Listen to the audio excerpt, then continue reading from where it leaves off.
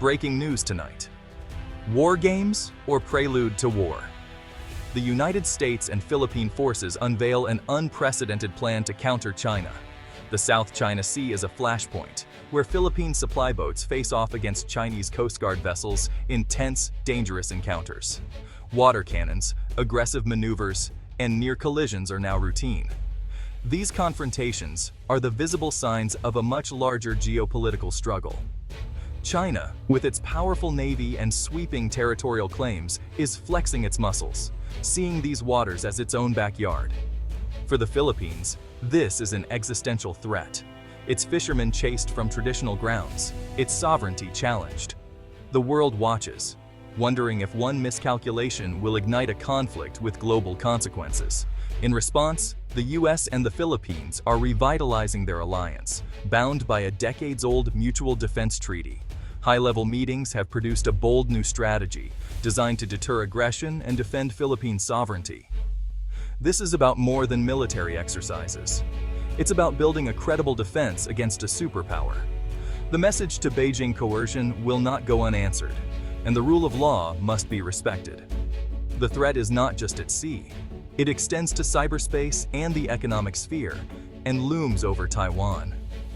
The Philippines is now on the front line of great power competition. Its response, supported by its oldest ally, will shape the future of Southeast Asia. The stakes are high and the region is on edge. The next moves will determine whether peace holds or conflict erupts. The world is watching, and the outcome will echo for generations. The new defense framework, the Comprehensive Archipelagic Defense Concept, or CADC, marks a fundamental shift in US-Philippine strategy. It lays out a multi-year roadmap to build a robust, integrated defense network, with key milestones set for 2028 and full implementation by 2033. The goal transformed the Philippines from an internally focused force to one capable of defending its vast maritime borders against modern threats. At the heart of CADC is the expansion of the Enhanced Defense Cooperation Agreement, or EDCA, allowing the U.S. to preposition assets at 9 strategic Philippine bases.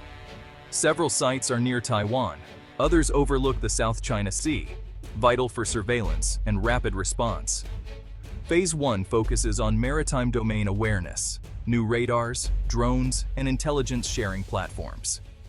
Phase 2 brings advanced weapon systems, anti-ship missiles, modern jets, and submarines. The U.S. is providing funding, equipment, and extensive training to ensure the Philippine military can operate these new capabilities.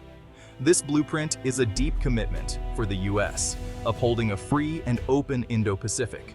For the Philippines, securing sovereignty and economic future. The plan is flexible, adapting as threats evolve. The message to China: the US-Philippine alliance is stronger than ever, and any attempt to alter the status quo by force will be met with united defense. Deterrence, not provocation, is the goal. To prevent war, both nations must be ready for one. The stakes are clear, and the alliance is resolute. The region's security depends on this partnership. China's aggressive actions drive the urgency behind these new defense plans.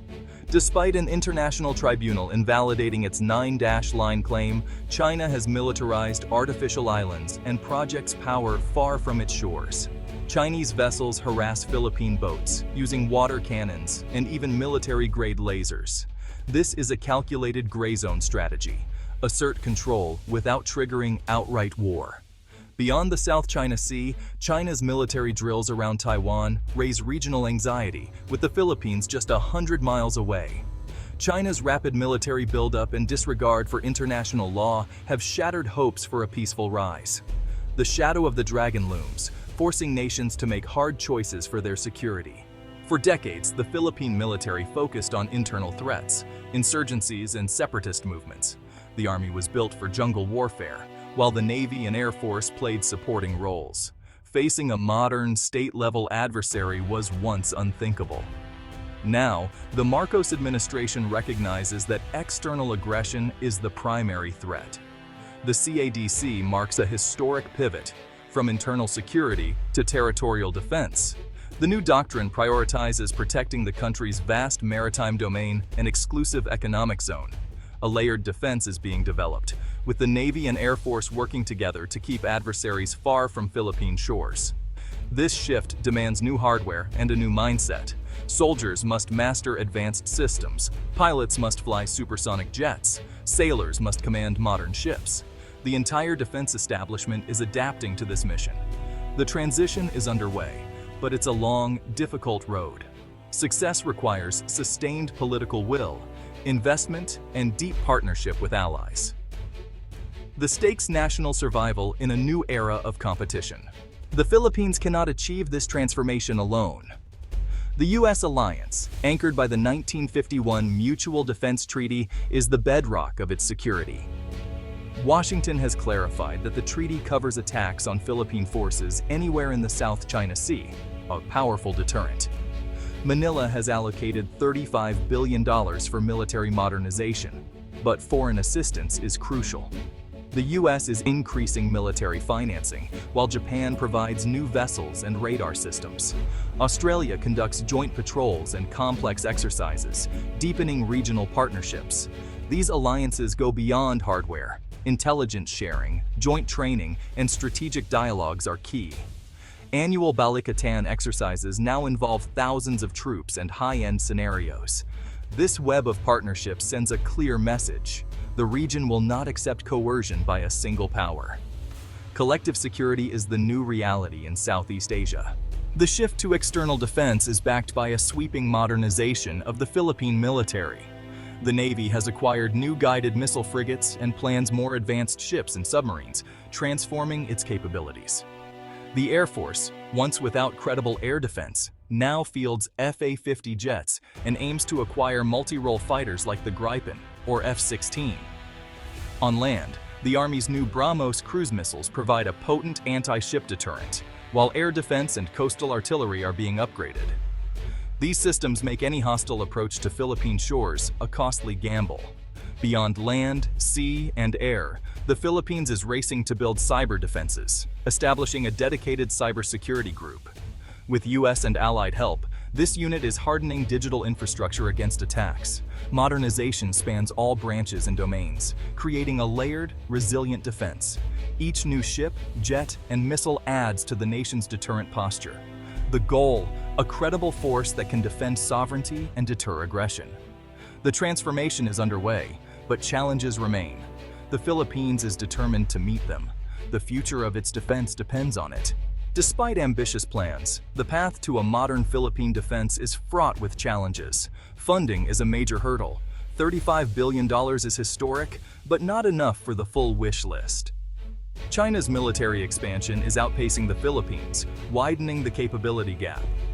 The Philippines must rely on asymmetric tactics and alliances, not matching China ship for ship. China's gray zone tactics, aggressive but just short of war, pose a constant dilemma. Internal risks, like political instability or policy reversals, could undermine progress. Strategic consistency and resolve are essential for long-term security. The ultimate goal is clear: defend Philippine sovereignty. This means protecting fishermen, securing resources, and ensuring the nation's future is decided in Manila, not Beijing. The strategy is deterrence, building a defense so credible that aggression becomes too costly. Supported by allies, the Philippines aims to show that disputes must be resolved through diplomacy, not force. A strong Philippines stabilizes the Indo-Pacific and sets a model for other Southeast Asian nations. The defense of sovereignty is tied to democracy and international norms. The South China Sea struggle reflects a global contest between open seas and spheres of influence.